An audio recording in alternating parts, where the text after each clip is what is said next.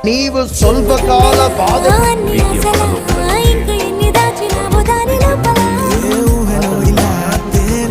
ನೀವು ಸ್ವಲ್ಪ ಕಾಲ ಬಾಧೆ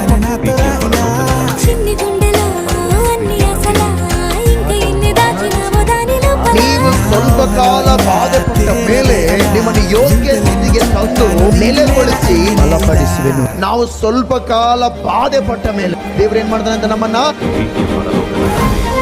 ನಿನ್ನ ವಾಕ್ಯದ ವಾಗ್ದಾನಕ್ಕಾಗಿ ನೀನು ಫಲವನ್ನು ಅನುಭವಿಸುವೆ. ನೀನು ಹೇಳಿದ ಮಾತು ನನ್ನ ಜೀವನದಲ್ಲಿ ನೆರವೇರಲಿ ಎಂದು ಬೇಡಿಕೊಳ್ಳುತ್ತೇನೆ. ಯೆಶಾಯ 50